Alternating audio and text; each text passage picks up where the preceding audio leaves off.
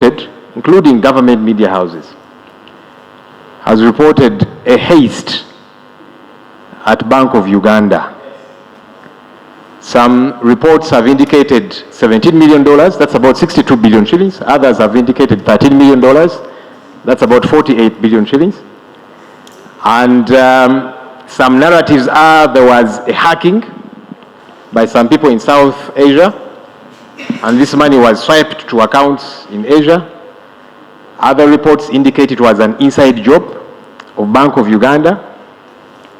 It alarmed me because this is our central bank. Honorable Speaker, in the past couple of months, nearly every 2 months you will hear of a haste at a commercial bank. Now, commercial banks, those are privately owned, it bothers us, but when it comes to the central bank, it's more problematic. And I'll tell you why I found it problematic. Let me read to you a section of the Bank of Uganda Act, Section 4.1, about the functions of the central bank. The functions of the central bank shall be to formulate and implement monetary policy directed to economic objectives of achieving and maintaining economic stability.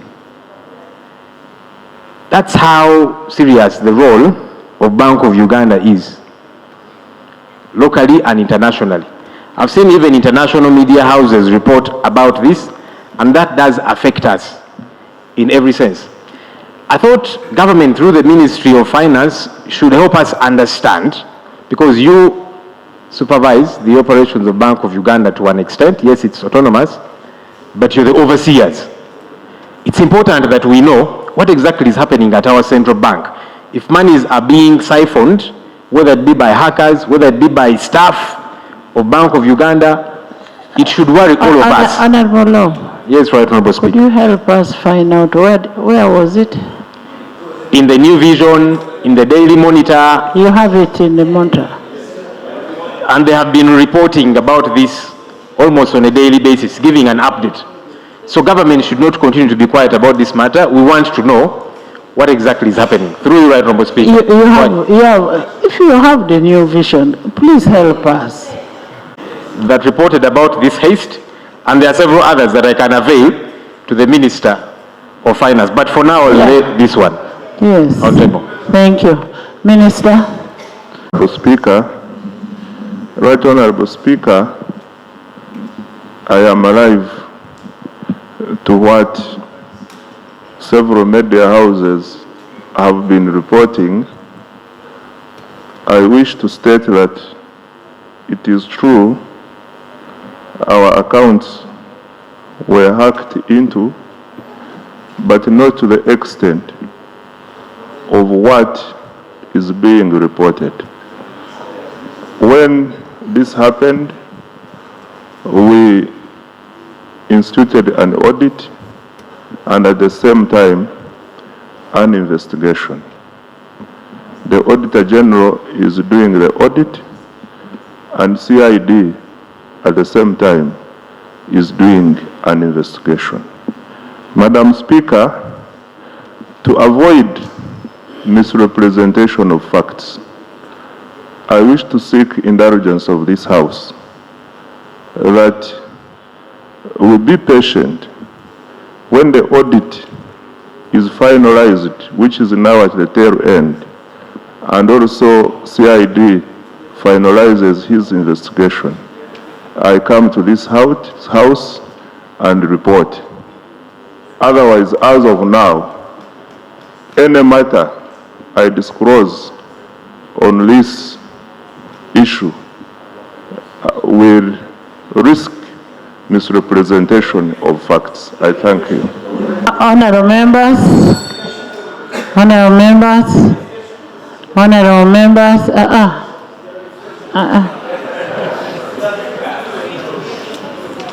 honorable members, the minister is in agreement with what a leader of opposition is saying, but he says it is under investigation. Let's wait for a report from the investigation, and then we will handle it in that way. But we want to thank you for bringing it up, and the minister has clarified that it is correct. to some of these things, but government through the Ministry of Finance has conceded. Of course, now he has thrown things a bit off balance. So he's saying, no, it might not be entirely factual, even though there was a haste. That clarity should have come, because if he's saying these figures are wrong, what are the correct figures? However, he is talking about an ongoing audit. There's an How audit. long is it going to happen? When are we going to get a report as Parliament on this matter? Because you see, the reason we are insisting on this matter, when the network firewalls of the central bank are penetrated, it is something that gets to worry all of us. That's why we are insistent on this. Yes. Madam Speaker, all these processes will have been concluded within 1 month, and I will report back to the House.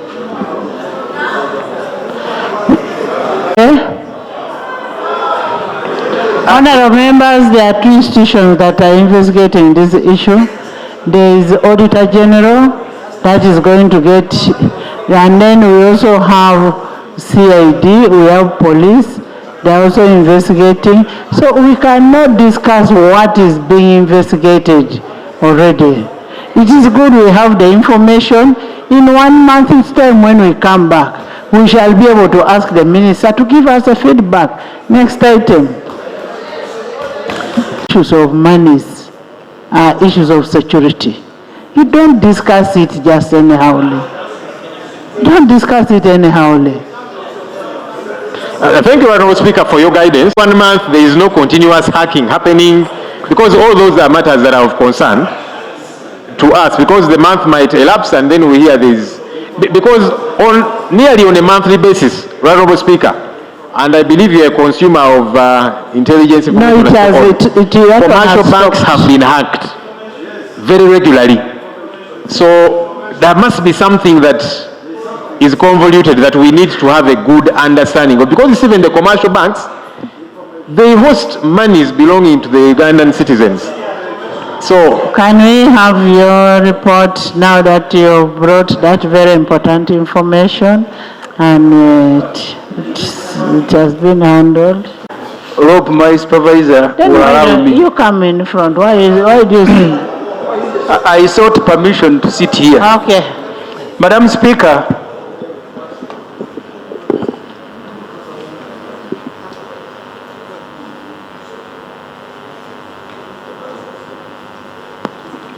Madam Speaker, I agree with your guidance and the plea from the Minister of Finance. What a responsible government does is to issue an interim statement reassuring the public, disclosing what will not prejudice the investigations. A responsible government does not stand up in Parliament and say, we are investigating, we will not tell you anything. Because by you saying you are going to investigate, you are even carrying out an audit, you have actually admitted that you don't know. That's why you are investigating, that's why you are auditing. You share with the public on whose behalf you transact business, government business, on an interim basis, what so far you know and you think is not a danger. But you don't plead that I am not going to say anything. You see, this matter. So, Madam Speaker, I thought that I am asking NRM government to be what they cannot, to be responsible, but I think they can learn at least to try. Then we will forgive you that at least you are trying. To stop that, whatever has happened, and there is not much that you can do. That is a human disaster. Honorable Musasisi. Account 13,500,000, equivalent to United States dollars 18.09 million. Honorable members, can you? From the African Development Fund to finance East Africa's Centers of Excellence for Skills and Tertiary Education in Biomedical Sciences project Phase 1, Uganda Cancer Institute, additional financing. Honorable members, the money they are getting is for tertiary education, the biomedical science project, phase 1, the Uganda Cancer Institute, and that is the money they are proposing. We are not saying we are passing. We are not passing the money now. The report has to go to the committee. The committee will make its analysis whether we should borrow or not. Honorable members, Article 159(2) of the Constitution of the Republic of Uganda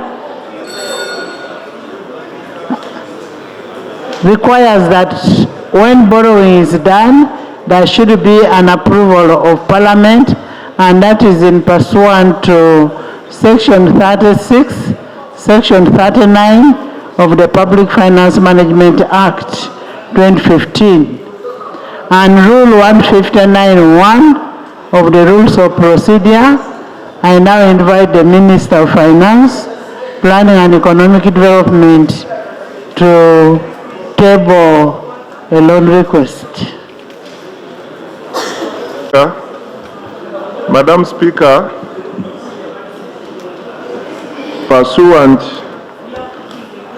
to Article 159 of the Constitution of the Republic of Uganda and Section 34 of the Public Finance Management Act,